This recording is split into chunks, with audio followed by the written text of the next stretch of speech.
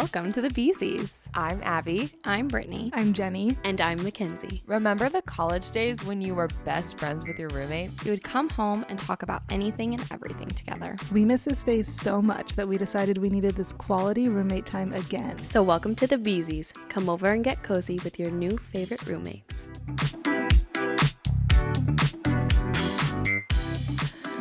Welcome to the new episode of the Bees podcast. I don't know why I just sung that, so I'm so sorry. Like the Wizard of Oz. I know. Willy Wonka. I feel like we're about to go on the yellow brick road. My life is a musical, so why not sing everything and just be happy? I love That's that. so true and beautiful. I can't wait to crush your spirits and debate with you. And make you not happy. Just kidding. I don't want to crush your spirits. I don't know if I'm down for that tonight, but it's fine. No spirits crushed here. Just lighthearted debates. Just the Holy Spirit. Crushing. Yeah. Just the Holy Spirit. Exactly. This week we're going to be doing Debate Club again because you know what? It's a favorite of yours and it's definitely a favorite of ours. So we're going to debate some hot takes again because it's entertaining. You know what I was wondering after recording the last one? Because Kenzie, you have said before in the past that that confrontation or disagreement or whatever makes you nervous. And then you didn't mention it after the last debate club. And I was wondering, how did that make you feel? Well, this one, it's like I'm an actress. I'm playing a part. That's just what you have to do whenever you need to do real life confrontation. Yeah. You're just playing a part. Yeah, because this one, if you guys did not listen to the last one, we're doing it the same way where we're going to have teams and we have to argue for or against it, even if that's not our real opinion. So, Yeah, reiterate. We will be forced to say things that are not our opinion. Yeah. We're just practicing our As debating far skills. as you know. You won't practicing- know what's Yeah, you won't know what's practicing- true and what's not. Practicing playing devil's advocate. You know that guy in your English 101 class that Yeah. always had to just play devil's advocate? Ugh. That's going to be us. we are him. Mm-hmm. Mine I hated was, that guy. That guy for me was a really hot frat guy. I loved him. Oh, We I all wish have mine those was secret hot. crushes, Sometimes it is the problematic one that just draws you in. Yeah, We've all had those experiences before. they're great. Right? Yes. That's how I feel about Tom Sandoval. Are you kidding? He's What? I have he's he's crazy, but really cute. Oh my gosh. Ugh, I Well, yeah, they're all cute when they are in reality TV or Hollywood and they pay to get right. all the... They're all attractive. Yeah, exactly. That's their job. Of course they're hot. They buy it. But he's definitely a man-child master manipulator. Yeah. Okay, speaking of really quickly, I just need to ask your guys' opinion on this one little matter. I think you all have mentioned that you've watched Bridgerton so far, right? Mm-hmm. I'm not Okay. all the way Ugh. caught up. I found it so. I I'm have sorry. not finished the 4th Found it episode. boring. Okay. So if that this is fine. has spoilers, No. Okay. My only question is, how do you feel about Colin and his face? Because to me, I'm a little creeped out by it. oh, I think he's so hot. I think he's gotten cuter. I Yeah. think same with his brother, whoever does the hair and makeup, they when it's their turn, it's their season to fall in love. Hair and makeup makes them look really good. Yeah. Okay. But in the previous seasons, they're kind of ugly. Okay. But then when it's your time to Yes, shine, interesting. they glow up. 100%. And I love it. Here's my hot take. Season 2 Colin is hotter than season 3. What? And season 3 Colin has way too much Botox that is making his facial expressions look really sleazy. Okay, And I That think is weird. So I think in his wrong. travels he learned how to have a smirk. No, and it's we're He blessed learned by Riz. it. It Yeah, he gives got me, Riz. major ick. Oh my gosh. Which I hate because I love Colin and I wanted to love him so bad and I'm trying really hard. But like there's just something about his face that I just like I don't know, it's making me uncomfortable. What gives me the ick so far is the fact that he's a freaking asshole. Yeah. In real Yeah. life or No. In just the first episode, I should say. I don't know. He was giving a little bit too much F-boy energy. Me and Michaela talked about this the other day. Totally. So, and I know it's going to get better. It already is. But that's what's been hard for me to get over. I love the way he looks, though.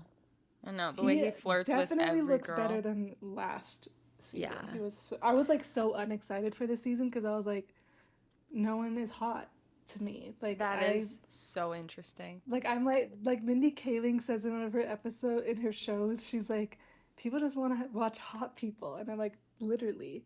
So that's my cancel opinion. But I love that. And this isn't a spoil. I don't think it's a spoiler. Like, people hyped up the carriage scene too much. That's all I'm gonna say.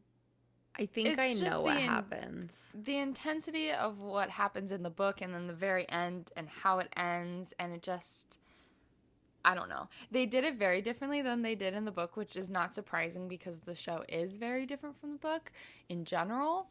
But it's still really good, and the last part of it just really like gets you. You're like, what? Yeah, I thought that was a good part to end at. Yeah. Yeah. That last line. Man, Yeah, Yeah. so did I. I wish I That would was have the finished it. sexiest part. Exactly. But there's one more scene potentially that was like hinted at in the book but was never written, and that I think might land in a future episode. So we will see if that happens. I'm excited to see that. And if you've read the books, you know what I'm talking about. I love that. I want to read the books now. So They're do really that. not as good. I'm just going to be honest with you, but that's okay. there's It's a I fun still love story. being able to read them and compare and contrast. That's how I felt with The Summer I Turned Pretty, though. Like, I definitely like the show more, I'm pretty sure. way more. Yeah. Whatever. It is what it is. Anyways. But, well, now that we warmed up with a soft debate about the look of Colin, Yeah. Luke Newton, isn't that his real name? Luke, Yeah. you're He looking is- great. I will say all his PR stuff, he is Yeah, so chef's hot. Like kiss. fine man. Love him. It's just I think it's like his hair. I'm not really into the way they did his hair in the first episode, and then again just all the Botox. I don't know. That's true. Alrighty. We will have our same teams as last time. So again, quick refresher. Kenzie and I will be on a team. Jenny and Abby are on a team. And we are forced to argue a certain way. I can't emphasize it enough. These are not necessarily our opinions, or they are. You get to decide with how believable we make it. So, hot take number one that Kenzie and I agree with. Our generation is too obsessed with self-love and self-help. Opposing team, make your argument why that's wrong. All right. You can just never be too obsessed with self-love and self-help. There's no limit to love and help. So Help. I just don't see how a generation, and like, what does that even mean? What does that mean to be too obsessed? Like, what? I think the people who say that our generation is too obsessed are very much referencing previous generations and their patterns and like behaviors, which things like self-love and self-help were, and like even self-care were very much not a thing with like our parents' generation, our grandparents' generation. So in their opinion, like everything that we do is gonna be over the top, too much, too obsessed. And so I think it's just like, it's kind of the way that society and like has trained our brains to think about these things, because really like caring for yourself and doing things for yourself really should be like a top priority, and in the past, like, I just don't think we've prioritized it enough. So comparing it to that is really, like, unfair to do. Dang. That was actually a pretty good argument. Um, But you're wrong. And let us tell you why. I think in general, like the people that are like so obsessed with like self-help and self-love, like sometimes it can lead you down a path of like selfishness where like you like I've talked about this before, but it's like now you're so far deep into like I have to protect my peace, so I have to cut out every single person that has ever said anything negative in my life in order to protect my peace. So I just think there's like that fine line between like still understanding that like you can like be empathetic towards people and also be kind to yourself. For sure. Yeah. No, I do feel that way actually too, because I feel like there's a certain point where it does become almost selfish, or if like, because obviously like, yeah, you do need to put yourself first a lot of the time, but there's also times when it's okay to like put someone else first, or just like not be like too self-obsessed too, because I think like when you get too far into that, it almost is more distracting. Yeah. Yep. I When think there's- though yeah. that the conversation that people think when they say like, oh, you're too obsessed, self-love just leads to selfishness or like whatever.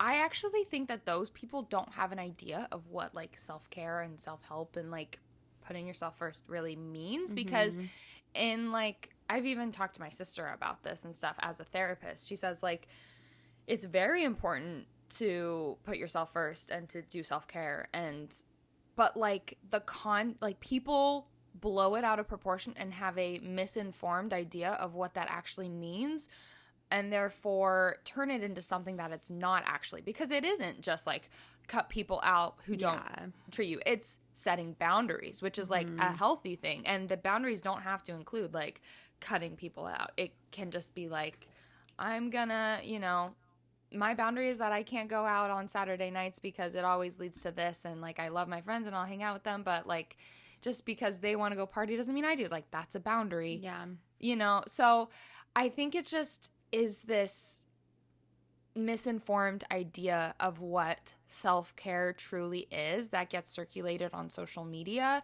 and therefore gives it kind of like that bad rep. I think that's like a really healthy part of it though, because I think I guess the way that I took this is more of the extremes of it, when it is like I'm just gonna cut these people out, or like I'm not gonna do anything, I'm only gonna think about myself. Because I think like the setting boundaries are knowing like, oh, I have to wake up early, so I'm gonna not go out with my friends and go to bed so I get a good night's sleep so I feel good tomorrow. Like that is just like a healthy amount of it, and I think there are some people, not many, but some who do take it like a step too far. And I think that they're from this generation. I think the people that think that are just jealous. They wish that they could cut people off and they wish that they could have self-love, but they are held back by their own personal mental blocks. Wow. Wrong. Okay, next one. Alrighty. Okay. Jenny, do you want to determine who does this one? I think we're just always doing, if you read it, you're for it. Oh, okay. I didn't know if we were going to assign people. Okay.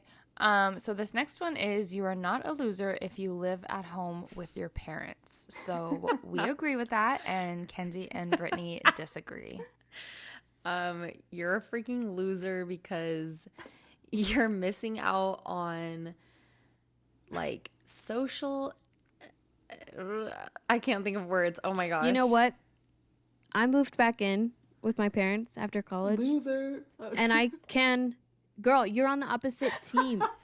You're supposed to say she's not a loser. And I want to say, yeah, that was a loser move. Because it's so much more fun to be living with friends. And here's the thing. You know what? But also, why couldn't I live with friends? Oh, that's right. You all got married. You could have moved in with me. So, Ken, losers. Us also being losers. But no, it is like so expensive to live, obviously, which is why a lot of people do live with their parents. But just find fun Take out friends. a freaking loan. Yeah, take File out a for loan. bankruptcy. Find friends to live with. Share a room if you have to. It's more fun that way anyways. Or, you know what? Just don't live anywhere. Just be homeless. Interesting. Yeah, I think your life happiness may be less if you live at home. I think I'm joking, Mom. you are not a loser because you're actually the opposite. You're not losing any money. You're actually winning. Unless because your you're not parents paying make you pay rent. And, you know, your parents might do that, but it's probably going to be a lot less than the market rate. And, you know, when Kenzie moved back in with her parents, I didn't have loser thoughts. I was just like, wow, look You at called me a that. loser 30 seconds ago. Roll the clip. That did not happen. I think it's winner vibes. And I think also it shows that you are financially savvy. And also, hate to do this again, but racist if you think it's loser because it's very cultural to live with your family forever. I was going to say that actually. I think living with or like having to move out and not living back at home is a very American thing. Whereas like in history, many cultures live with many generations under the same roof and they all take care of each other. It's a very like community-based cultures, and I think in many ways that can be very healthy and very beneficial for other family members, like younger people, like children and stuff like that as well, to grow up with families that are so close to them. Now, I'm not saying like, oh, you should always live with your parents, but I think that it's a very American idea that like, no, that's wrong. And Well, I'm sorry. I'm proud to be an American. Are you Give though? me that ballot. Give me that ballot and I'll walk it right in to the voting station. You know, the family is like a system that is created and meant to be like this very supportive unit and help each other out and love each Divinely other created. and serve multiple generations at once. So being like sometimes in our lives, like we can still live in that American mindset where it's like, yes, we want to graduate, get a job, move out, and live on our own and be independent. I think that is very good. But it's also very natural for us to sometimes return to the comfort of home, especially during very hard times where we just like need that extra support from people who do love us. I'm sorry. You're so ashamed to be American.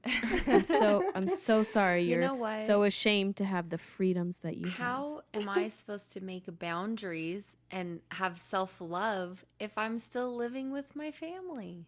You know? And remember, You know- Mom, some of these things might not be my real opinions. I love it. That is, I mean, that can be a concern because, yes, families can be the source of much hardship and stress and trauma in people's lives, but it can I also say be the get source over of it. so much love and support and encouragement. That's just true. And it just gives us the opportunity to, like, grow with our family versus, like, grow apart and have those bonds kind of be, you know, weakened. But how am I supposed to become my own individual if I'm always with other people? You know? I'm going to tell you 3 things about myself. Number 1, child of God. Number 2, American.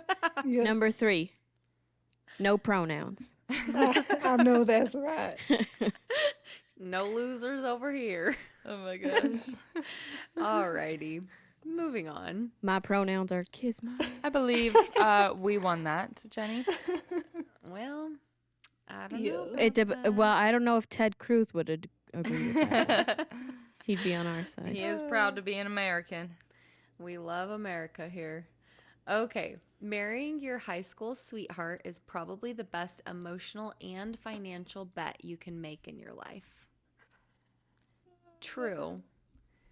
Because you never have to go through sadness if you just start off with the right person, and then you get to have double incomes from the very beginning. tell me I'm wrong. And keep in mind, this one says that marrying your high school sweetheart. It doesn't say marrying them at 18, fresh out of high school. It just says like marrying eventually. I agree. I feel this way almost about Derek and I since I met him at 18. It's like I haven't had to go through the messy world of dating. I've had that stability for years, and it's just chill vibes. What say ye, losing team? I think it's probably definitely not the best emotional and financial bet you can make in your life. I mean, like, there's no growth there. Like, you should You can date grow other together. people. No, Oh, you're not. You just can't grow together. Like, you're gonna Guess grow. what? Every year on my birthday, I grow. I don't think so. she's How tall are 5'6". you? No, you grow on the inside. Oh, I don't know about that. And you're not branching out. And I don't understand where this financial thing comes from. Like, I literally don't know where that's coming from. How would that be a good financial decision? Like, because you're paying for one room, 2 people. but you can do that with anyone. Yeah, but it's not more your fun sweetheart. if it's someone you're in love with. And then he's probably going to cheat on you. Why? Statistically, You're sleeping in the same bed. How's statistically, he gonna he's sleep? going to cheat on you. He's going to be like, dang, I wish I experienced more women than this girl I met when I was 13. Okay, you just have to wow him. Just kidding. There is so much growth, though, like in every aspect of your life that you do between the ages, between being a teenager and like 30 years old. And having to do that alongside somebody, the same person, can be like a benefit if it is like if you guys are committed to continuing to grow together. But it is so common for people, like, you are still discovering who you are during that time. And so the person that you are when you met this person in high school can be so completely different by the time you're 24, 31, whatever. Like, and if you can grow together, great, but there's so much freedom in being able to not be tied to like one specific person your entire, like, during those years super early before you've had that chance to really discover who you are and what it is you want. Because the things you want when you're like 17 years old are also completely different from the things you want when you're like 25. All I know is that at 17 years old, I wanted Harry Styles, and at 26 years old, I still want Harry Styles.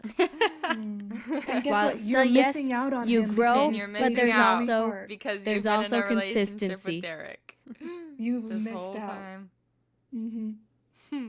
All It right. just happens.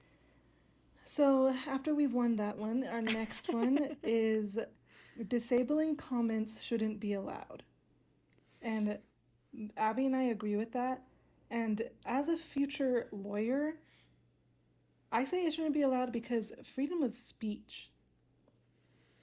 So yeah. Wrong. Okay. Because, here's the thing. I agree with freedom of speech and all, but some of these people out here making comments are horrible. Like, someone will have the smallest thing happen, and they're getting quite literal death threats. Who deserves that? No one. Some people. Okay, but not just a random little influencer who posted one thing that people didn't like, and then all of a sudden people want to tell her not great things. That's so Honestly, horrible. especially that little influencer. I think disabling comments is a little bit hypocritical of influencers because a lot of them ask so much of their community. I mean, they like take pride in saying like, I've created this community online and my followers are my friends and blah, blah, blah. And when they disable comments, they're cutting off that relationship from their followers, people who they say are so important to them, people who are, because they follow them, providing them with money and with a job and everything like that. And so it's, in a way, like, it's so rude to be like, you're so important to me, but yet what you say doesn't matter to me because I'm disabling comments for my own peace because what you say hurts me. It's like, well, then stop putting so much emphasis on your community and the love you have for us and your fans and everything like that. I think there's a difference between a fan and a hater, though. Y'all Yeah. ever been on those snark pages on Reddit? They're horrible.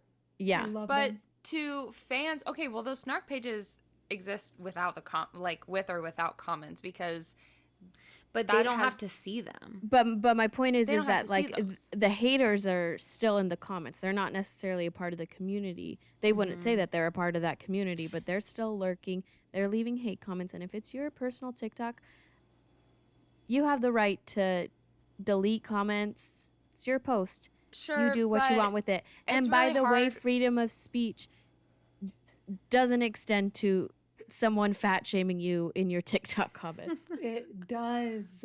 And I think it's very boring to disable comments. Like, just let them happen. Let me go read them. Like, just don't look at them. I just feel let like me for look at people's them. mental health, they deserve to set that boundary.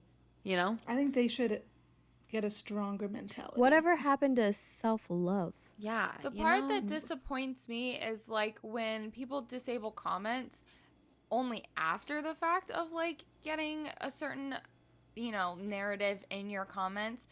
But then it's like I don't know. To me, it's showing that you're very closed-minded, because you're not open to like what people are saying, whether they are your fans or not.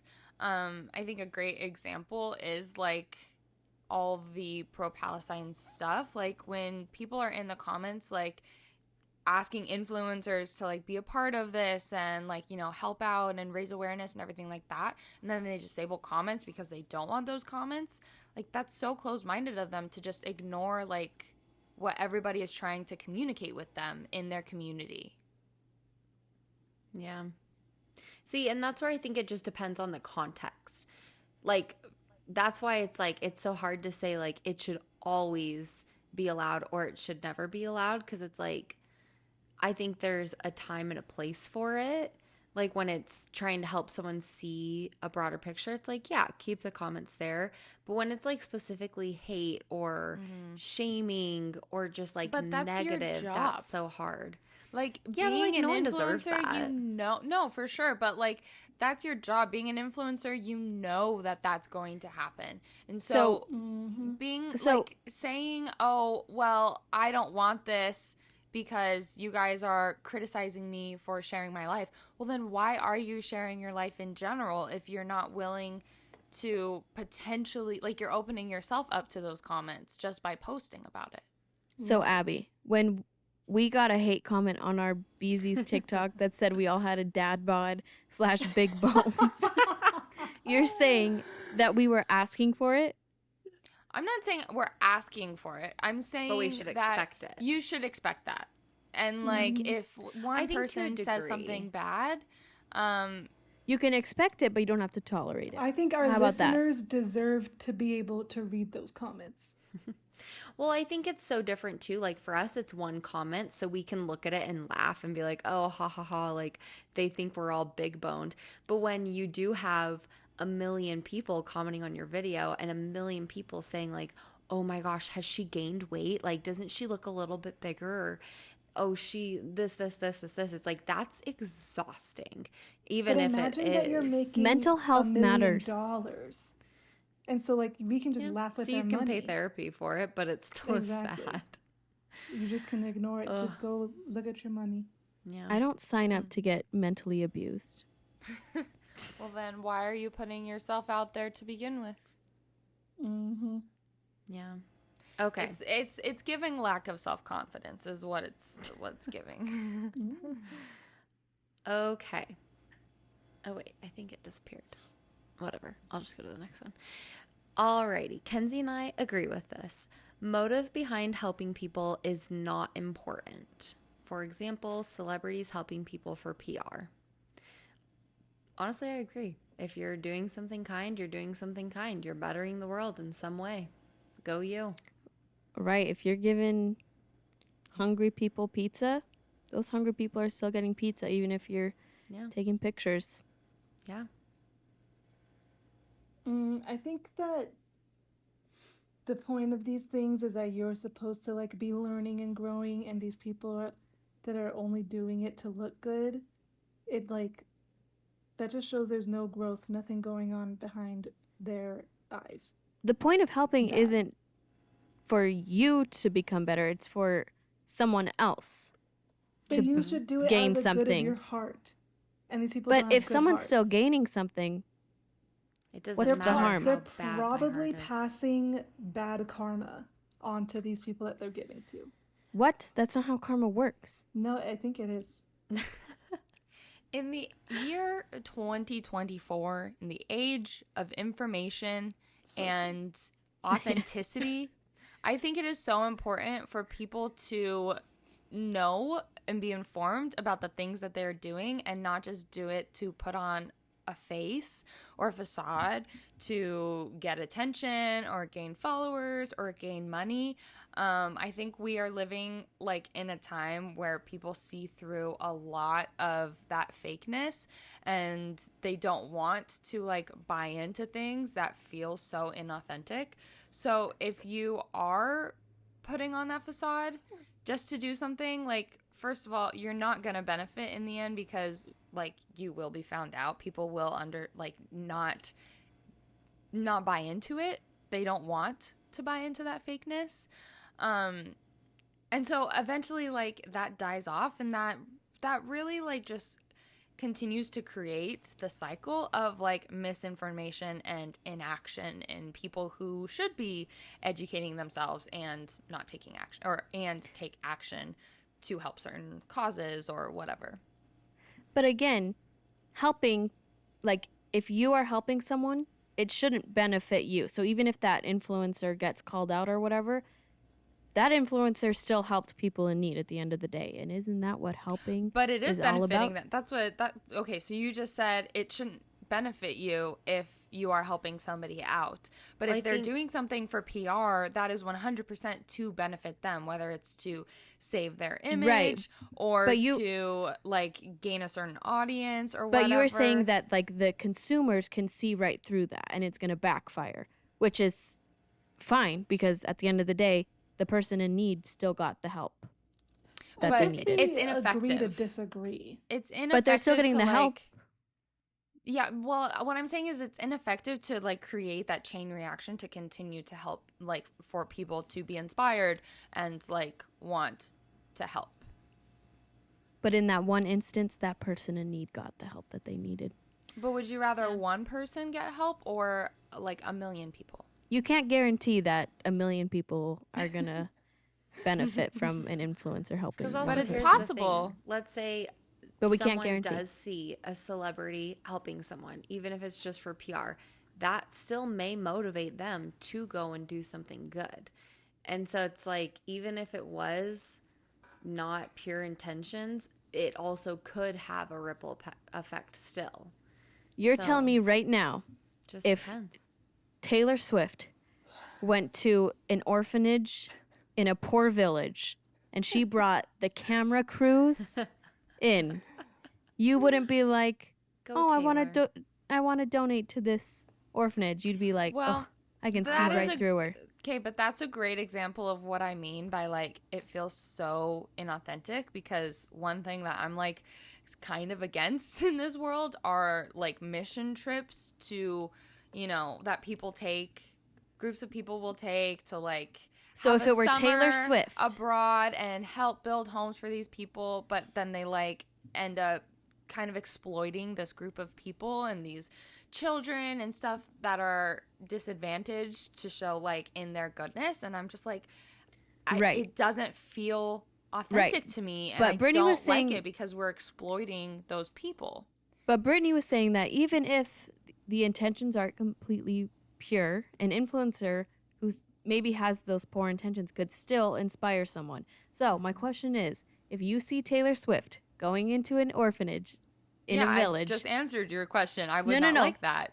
and she says, "Please donate money," you're not going to donate money to the orphanage village that Taylor Heck Swift told you No. I to donate money to? fall no. for all The of orphanage those. village. If the someone village in the posts a orphanage. link and is like, or the orphanage. You're in the really hung up village. on this orphanage village. But I'm saying, like, Taylor Swift, someone that I you would. respect, she Like, brings in the camera genuinely. crew. Actually, it would be the opposite effect because I would be like, I'm not doing that now because you did it in this way. And so it would actually result in less donations. But I would say Brittany was saying earlier that like sometimes the influencer might still encourage people to help Like other others, people. even if their intentions are not pure. We just don't know that for a fact.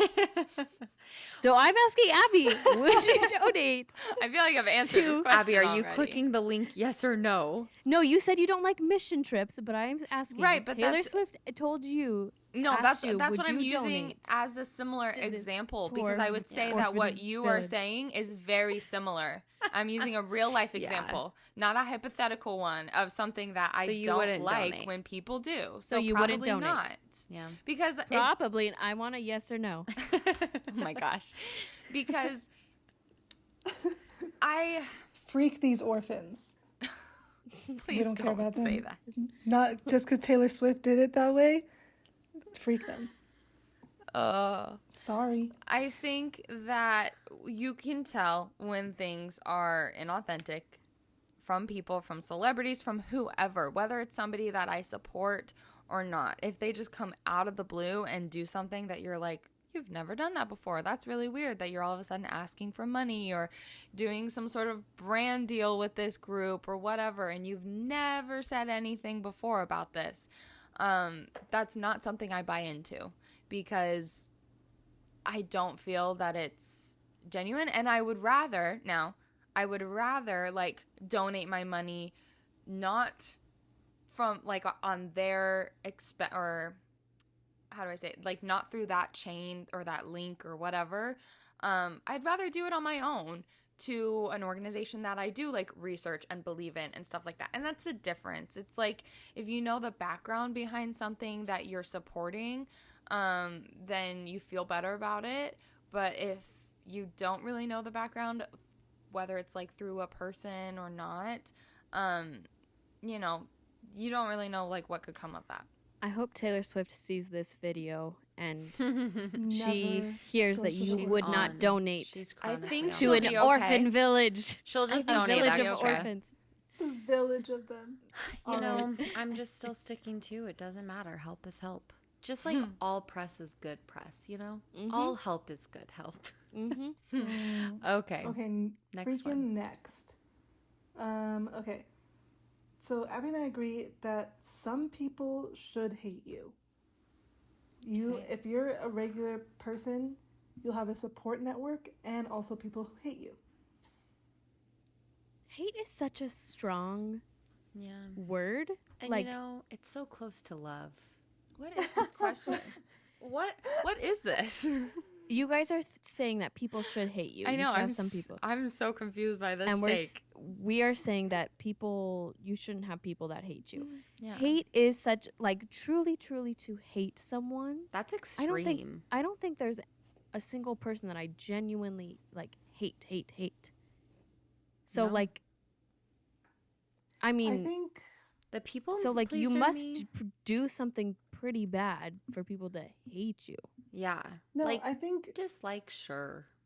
Right, but hate? if you're being truly successful in life, you're gonna have haters who are just hating on you from envy, jealousy, or they just hate the way you are. Like it should be expected, and people should hate you if you're a good, healthy person that's living life to the If fullest. people hate you, that means you're putting yourself first, which is important in this In a good generation. way. If there's something I've learned, it's important to put others first and to make sure that everyone loves you all the time. Well, you can't be, and this is the Other thing, is you people love, can't not self-love. Yeah, you can't be everything to everyone. You can't be loved by everybody. You can't make everybody happy.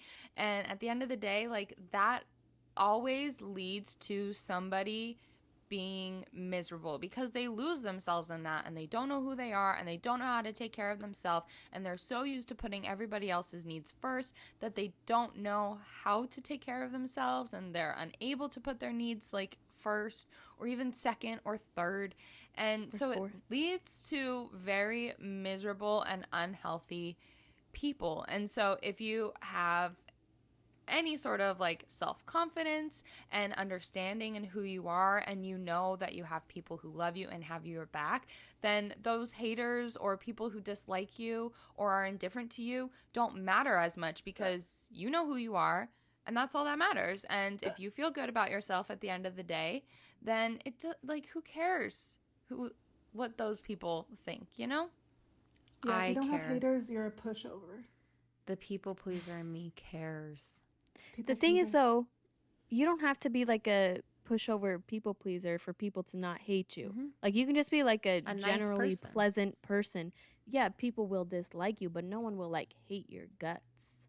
Yeah. Mm, Because this that's doesn't say hate your really, guts. well, it says hate, and It hate does is say hate pretty you. strong.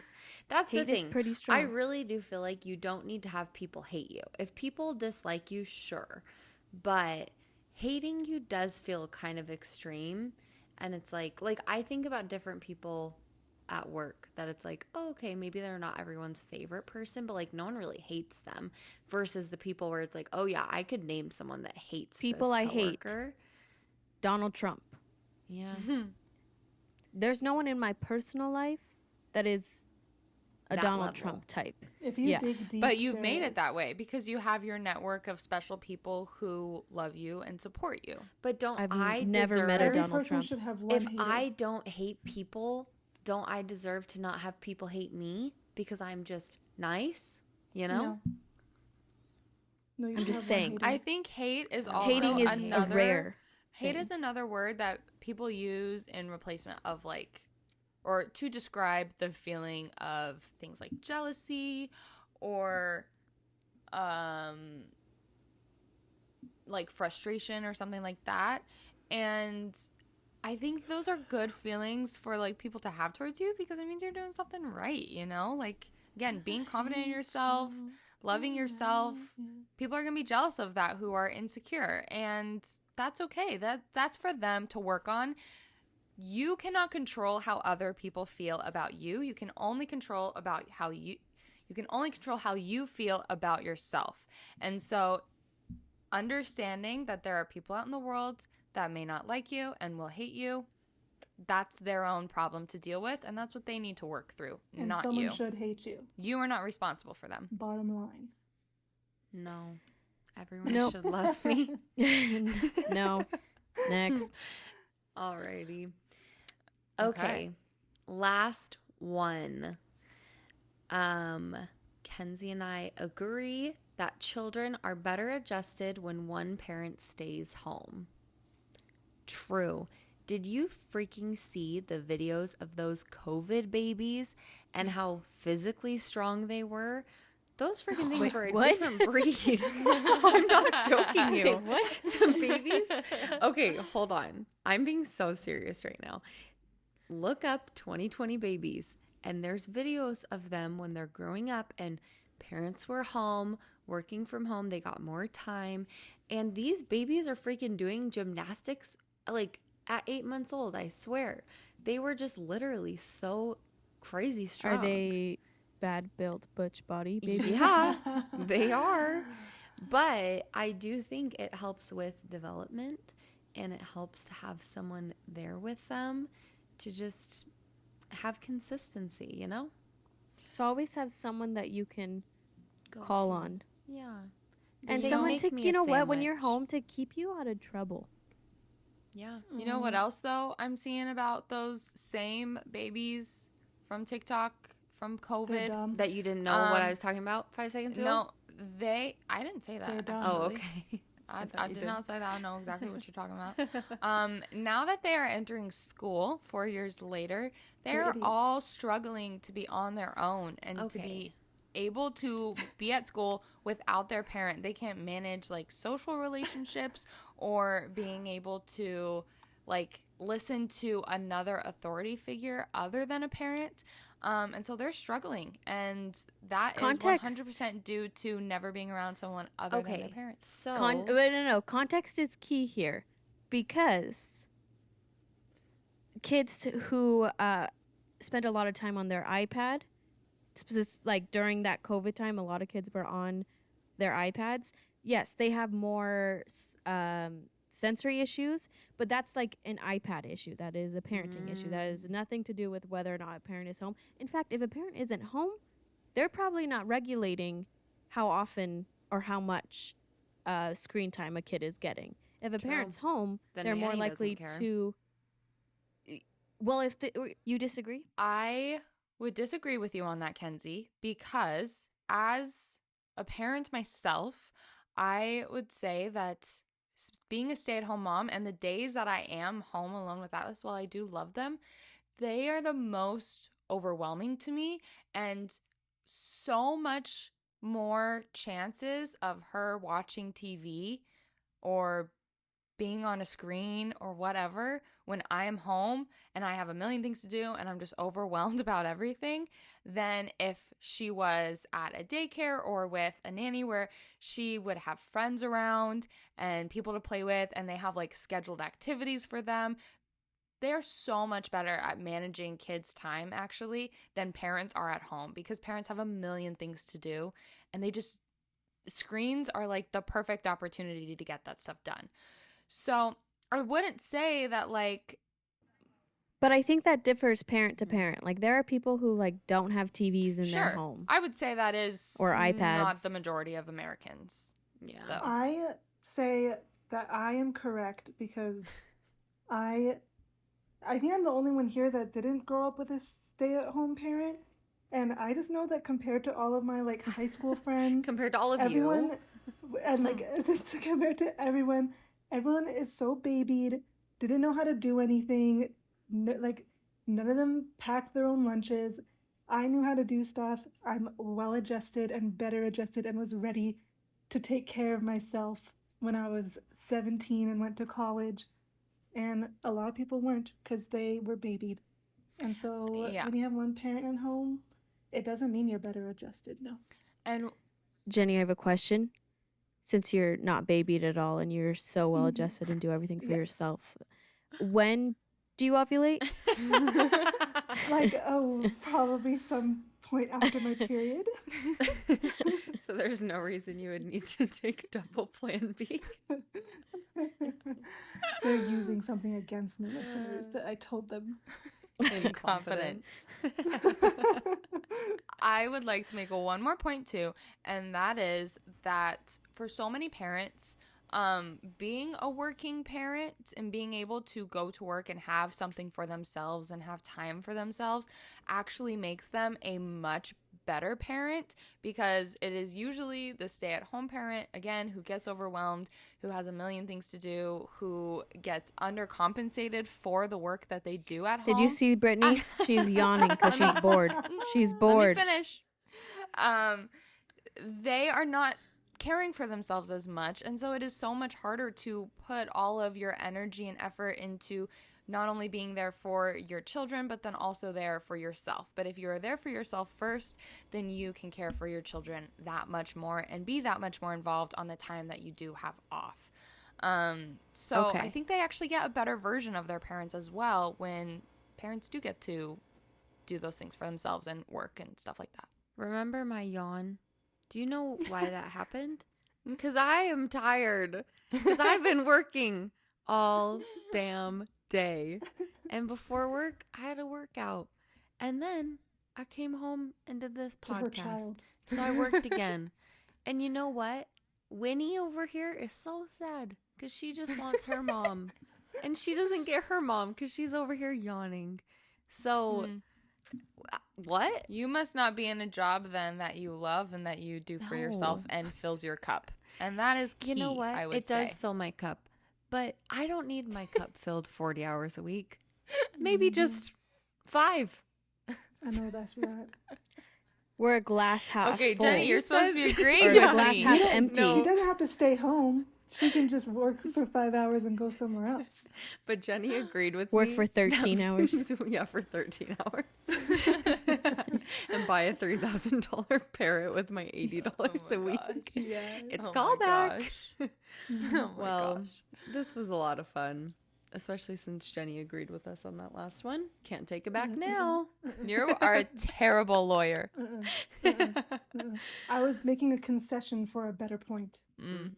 I disagree. Thank you. Mostly because I Alrighty. don't know what that means.